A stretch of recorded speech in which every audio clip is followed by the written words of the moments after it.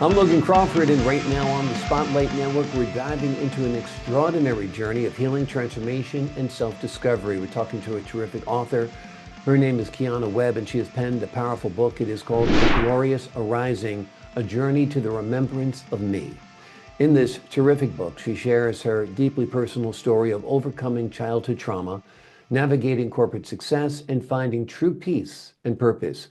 This inspiring memoir offers powerful insights and practical tools to help anyone break free from the past and step into a life of fulfillment and spiritual growth.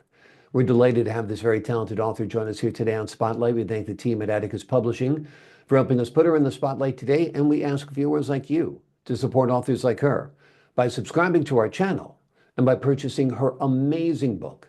The links are below this interview. And be sure to download the Spotlight Network TV app streaming on Roku, Apple TV, and Amazon Fire TV. Kiana, thank you so much for joining us here today on Spotlight. Logan, thank you for having me. I'm feeling very blessed and excited. Well, I'm blessed to have you on the show and have you share your story with the world. You've done so on the pages of this book. What made you decide to share your personal story? I was actually introduced to the potential of being an author about 10 years ago. A lady I met about 2 minutes into our conversation said, "You're going to write a book Hmm. and it's going to help a lot of people." So it's been in my space. And about a year and a half ago, I was introduced to an amazing publisher by a friend, and she said, "Yes, it's time to write your book." So that's how it happened. Wonderful, wonderful. What was it like writing your story? Was it therapeutic? Was it difficult? Was it a combination of all of the above?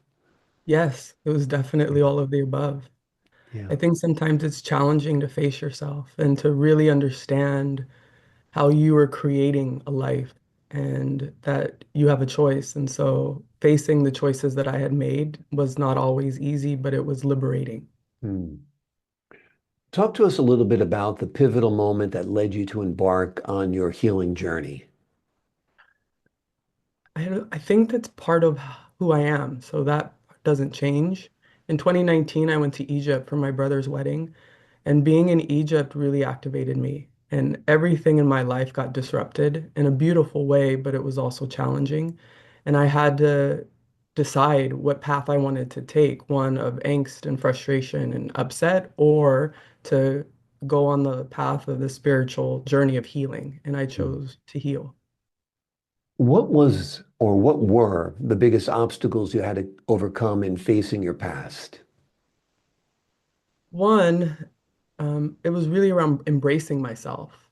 I think that so much of what we learn is to surrender or let go or to work on the healing, and there's not a nurturing component. So I learned how to nurture myself, but I learned I was really terrible at it in the Hmm. beginning, and that really shaped a lot of my past that I didn't know and was not nurtured very much. Hmm. Talk to us a little bit about the title of your book, A Glorious Arising. What do you mean by that? So I say it as a greeting, glorious arisings instead of hello or good morning. Mhm. And one of my colleagues said, that should be the name of your company. Hmm. And it really is indicative of who I am. So whether it's professionally or spiritually or personally, I'm always trying to ascend to a higher level of self. Hmm. As we all should try to ascend to a higher level of self, no doubt. How did your experience in corporate leadership shape your personal transformation? In the beginning, I was hesitant, so it helped bring confidence. I taught myself to always speak up in a room.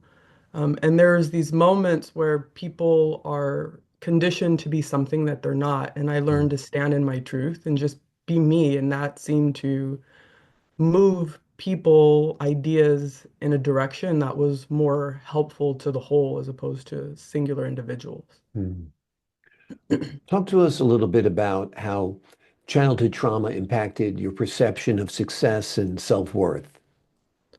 Well, I felt I had to earn it, Hmm. right? That in everything that I did, I was always proving my worth or proving that I was enough as opposed to operating from a place that I already was. And in the healing, it helped me to shift that mindset to say, no, who I am is exactly what this world needs because I wouldn't be here if it wasn't. And I didn't have to prove it. And the more I moved into that path, the more I was able to give and create and make change that was positive for everybody. Mm. So basically, you felt you had negative feelings about yourself because of your childhood trauma, and you felt by being the person everybody wanted you to be in the professional arena and perhaps even in the personal arena, compensated for that and made you the person that you should be, right? Yeah, it was a gift to be in that environment because there were things that people were doing that I just didn't like. So I was able to take a stand for myself. So even before I had this massive spiritual shift, I felt as though that professional corporate life was leading me Mm, towards something that was greater than myself. And it also taught me that in the midst of things, whether it's traumatic or upsets or joy, that the more you find peace within, the more it can help others in the space, including yourself. mm. What tools or practices helped you move from pain to purpose? People really recognizing patterns. I've read quite a few books. James Twylan is really big for me. The Yeshua Code and the Moses Code were two books that really transformed my life. But I also find patterns in everything. So any conversation or relationship, I would get an intuitive, that's for you. Mm. And a lot of times I didn't like when it was telling me that's for you. And any place that I saw that I didn't like it, it was my place for healing. Let's give the folks at home an overview of the book. What will Yeah. they find when they crack open the covers?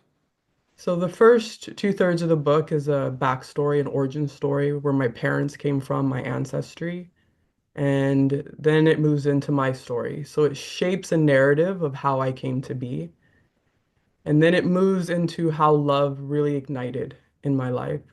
And the last third of the book is specific practices and teachings and tools that have helped me overcome some of the ways that I've thought about things and mostly the way that I believed about myself. So, yeah, that's what the book is really guiding you towards. Wonderful. How can people break free from their limiting beliefs and live a better life and embrace their true selves?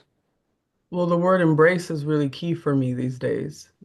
You know, your limiting beliefs are a part of you, and so much of our life we are fighting ourselves and fighting others to actually be ourselves. And in my world, the more I embrace, it's like you give yourself a hug or you give someone else a hug. It's hard to argue with yourself when you're in a Mm. hug, Yeah. right? Or with someone else. So the moment you embrace that that is who you are, the moment you can move through into the experience of who you want to be. What advice do you have for those who feel kind of stuck in their trauma or their past? I've been there. Yeah. I know what that feels like. And the more we fight against it, the more it's going to fight back. And sometimes when you feel stuck, just take a deep breath Mm. and say, I love you. I love you. I love Mm. you. And it starts to ease. Yeah. That's great advice. How important was faith in your personal transformation? Well, I don't know that any of it would happen without it. Mm. It's imperative for me. And it's not necessarily in a religion, although I believe in all of them. It's not about a person, it's a faith in understanding that I can see a place that I did not see before. Mm. And I can be in that awareness that it's for me. And once I'm aware, then I have the ability to accept and love all that I can see. And that's really what faith represents for me. Wonderful. What's the takeaway for readers? What do you hope they learn or experience, or how do you hope they grow after reading your book? I hope that people feel connected to themselves, that they can see themselves in the stories. But mostly what I hope is that people recognize that they too have the ability to go on their own glorious arising.